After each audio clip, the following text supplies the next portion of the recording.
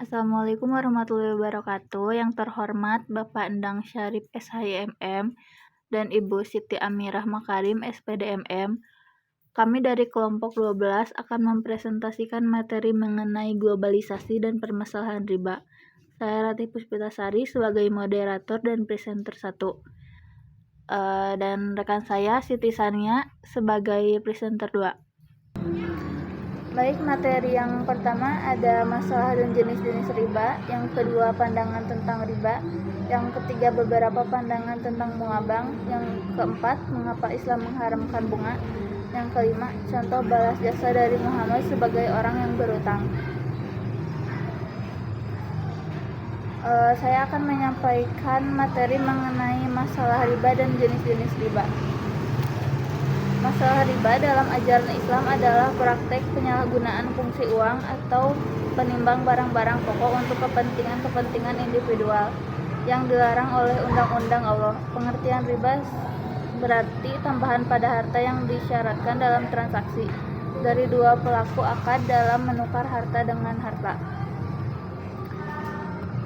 Selanjutnya ada jenis-jenis riba.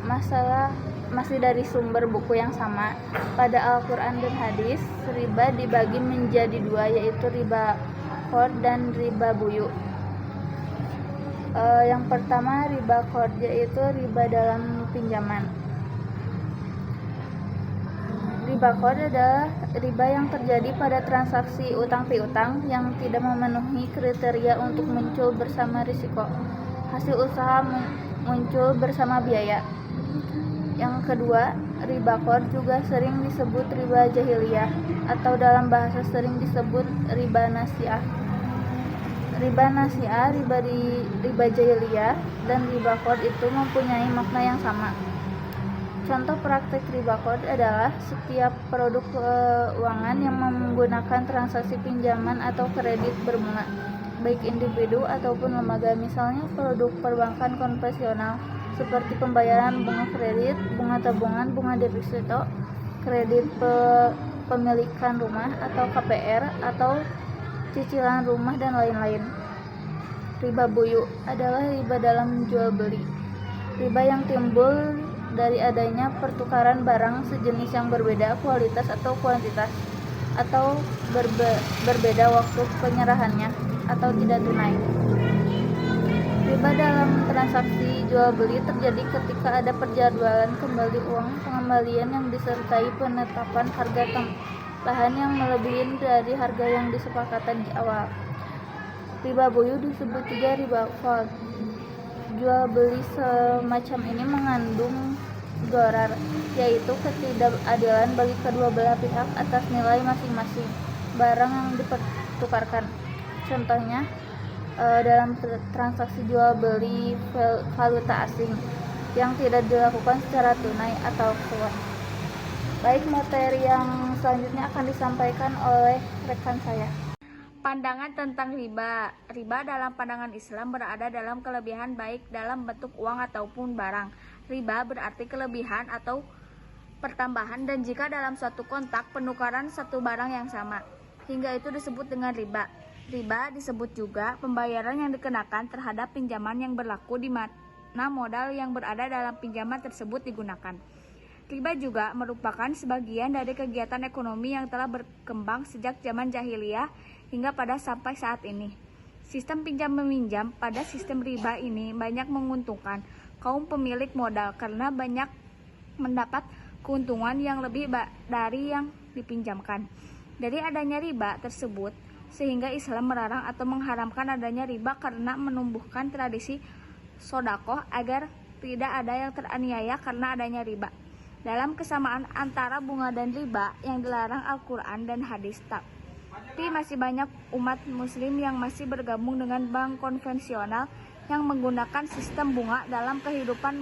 Maka dari itu turunlah ayat Allah yang melarang adanya riba yang menyebabkan kemelaratan dan kerusakan dalam kehidupan manusia.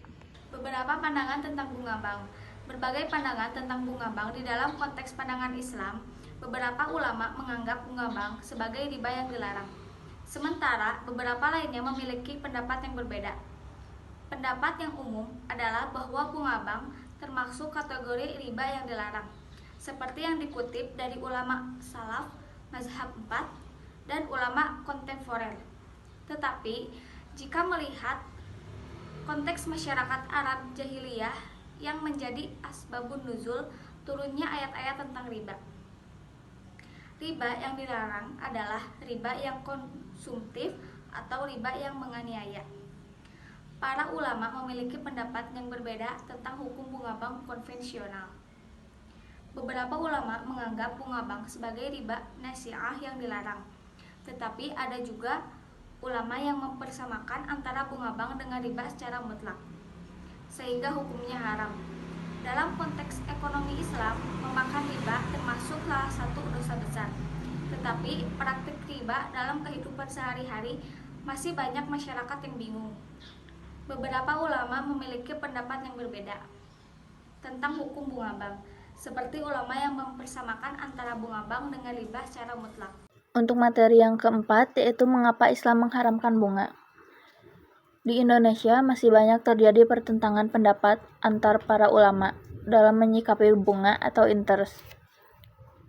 Ada ulama yang mengatakan bahwa bunga itu haram karena sama dengan riba. Ada juga yang ulama yang menyatakan bahwa bunga bank itu halal karena tidak ada syarat pada waktu akad.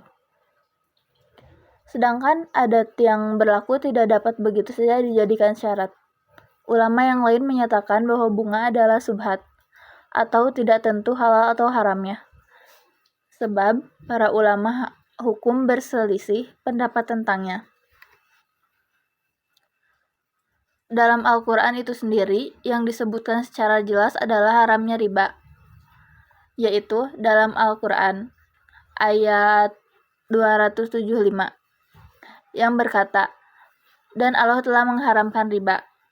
Dan dalam Al-Quran tidak disebutkan secara eksplisit istilah bunga, sehingga yang mengemuka adalah benarkah bunga sama dengan riba, sehingga diharamkan oleh agama. Oleh karena itu, perlu dilihat definisi dari riba untuk menentukan apakah bunga sama dengan riba. Untuk materi yang kelima yaitu contoh balas jasa dari Muhammad sebagai orang yang berutang. Saat meminjam uang atau berutang, hendaklah kita sadar untuk membalas kebaikan peminjam uang. Saat sudah memiliki uang untuk membayar, segeralah lunasi hutang Anda. Sebab jika tidak tahu, barangkali orang yang meminjam itu juga membutuhkan uangnya.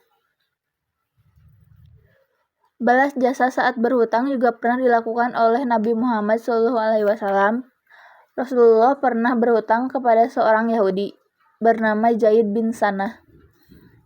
Saat 2-3 hari sebelum masih masa penagihan pembayaran, orang Yahudi tersebut mendatangi Rasul. Rasulullah saat itu sedang berkumpul dengan para sahabat. Orang Yahudi itu masuk dan langsung menarik jubah serta baju yang dikenakan oleh Rasulullah sambil berkata, "Hai Muhammad, kenapa Anda belum juga membayar hutang? Aku tahu betul keluarga Abdul Muttalib suka menangguhkan pembayaran hutangnya." Mendengar perkataan itu, Umar bin Khattab berdiri. Ia secara spontan naik pitam, dan dengan garangnya ia bicara, "Hai musuh Allah, mengapa kau berani berkata menghina? Demi Allah, andai kata bukan karena takut mendahului Rasulullah, sudah kupotong kepalamu dengan pedangku ini."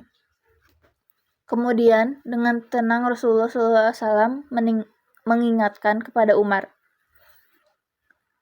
"Hai Umar, orang itu betul, ia sudah menuntut haknya dengan benar."